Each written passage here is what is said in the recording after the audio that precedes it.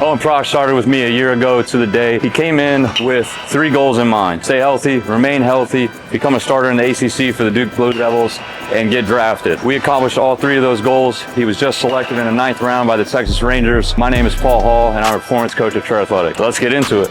So as we got started, I did sort of some initial kind of background information, taking into account what he also told me on the first call. One thing that was for sure is that Owen was already kind of a solidified competitor. Freshman year, he broke the appearance record as a freshman with, over 30 plus appearances. And as he transitioned into his sophomore year, he started to deal with a little bit of some nagging shoulder issues where it was, some days would be good, some days would be bad. And this will be important as we talk about sort of the initial intake process on the movement screen side of things that really opened eyes for that. When you talk about Owen's first goal being as optimal as possible when he toes the rubber each day, it starts with the routine, consistency, and understanding like what is going on anatomically and physically with the body that may be inhibiting that, right? One thing that we noticed, or that I noticed initially kind of on the screen side, was a lot of tightness kind of around the cervical spine. So from his head all the way into the T-spine, there's really some limitations there, right? From tissue quality, from the SCM and the scalene side of things, we really got to hammer out that aspect.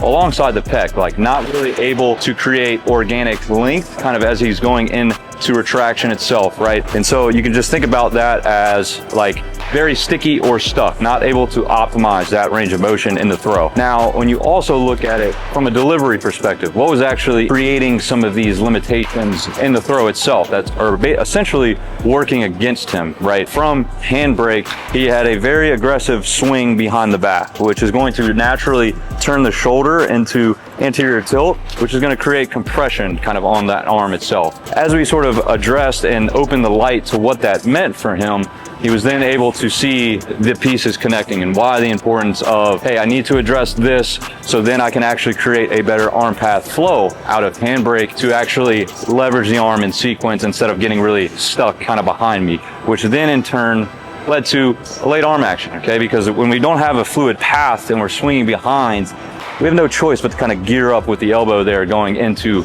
flip up. So as we got to address that, arm timing, it's a lot easier to then pull into the throw from there. That is really going to be the main key proponent on the health side that was able to help. On top of Duke's staff really helping him out from a strength perspective on his day-to-day, it was super kind of an accomplished goal here as step 1. When we talk about it in the time frame, so starting in the summer to really trying to get the arm healthy, we had to look at how he was actually addressing his throwing, right? He needed this idea of benchmarks along the way that let him know that he was actually getting healthier, feeling success on that front. What we used a lot was a constraints-based like throwing, not only just in plyos, but in his catch play, to actually fix some of these pattern solutions. It was going to take repetition and consistent, correct reps for that to actually change on his front. With the intensity-based progression side, it was really looking at it and perceived intensity, but also using a radar to actually give him a true gauge over what the intensity was on a day-to-day basis. And as he was able to reach those benchmarks, we found him into the fall, pitching a whole fall the way that he needed to. And then as he got into the winter off-season, approaching the preseason,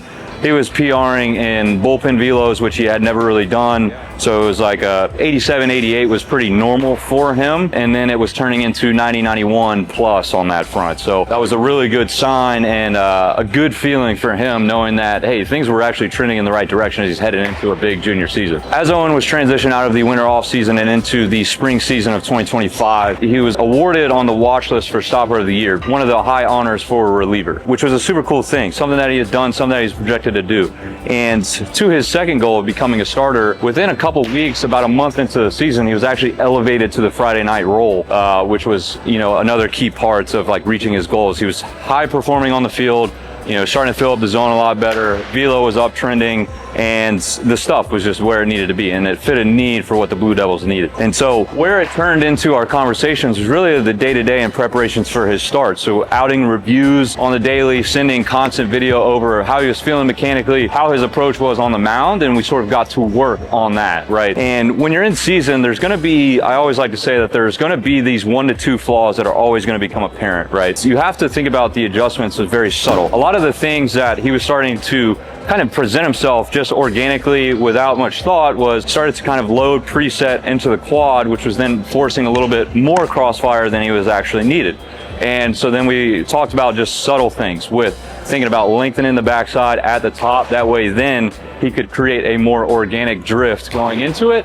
And then he was starting to, at times, get more linear with the glove side, pulling him out of the backside a little bit early and then forcing that arm to get late. A big cue for him was thinking about the glove side punch out to first base. That way then he could actually leverage his glove side going to pull into ball release there.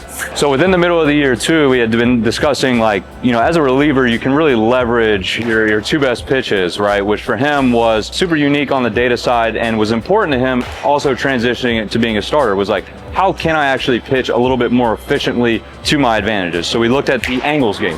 So he's a very extension god, gets really good extension into release, low slot funk, okay, which the VAA was playing much more at the top of the zone there. And then he was able to use the sweeper to kind of both sides. Like being exclusively two pitches was something cool. And then in the middle of the year, there was a conversation between, you know, both his pitching coach at Duke and then conversations with myself about the addition of the cutter, right, which was going to serve as a very good bridge between the fastball, the sweeper, and the changeup, which did elevate and kind of keep hitters honest off of the sweeper, right? To kind of protect your best pitch, right, on that front. Once he sort of understood that, it made his game planning and approach and counts and hitters as lineups turned over a lot more easy to adjust. As we saw overall, the stats speak for themselves, right? He ended up throwing the most career innings of his life, did not miss a start by any means, did not miss a week.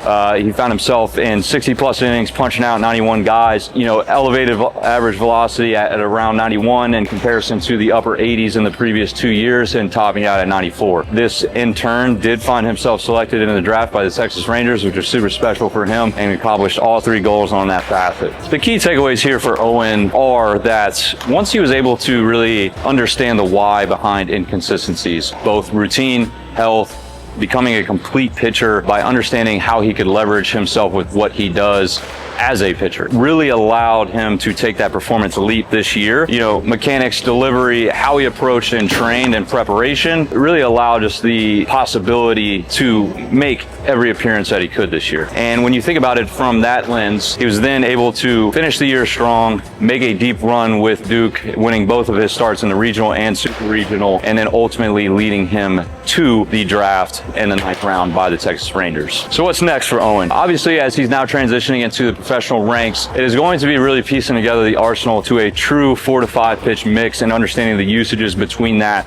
is going to help him not be exclusively 2-pitch main usage aspect, right? Because now the seasons are going to get longer. He's going to face, you know, even better competition at the professional level. And I still think that there is more to tap in on the delivery side, physicality wise, which we will kind of address. You know, really, I think there is even more to come for Owen as he heads into the professional ranks. If you are a player out there knocking on the door, whether that's going from high school to college to the professional ranks, or even high school to the professional rank, then you need to seek change. And here at Tread, that is what we do, seeking to rewrite the athlete's story, and you're only just one click away. Click the link below, man, and let's get started. Thanks for watching, and we'll see you in the next one.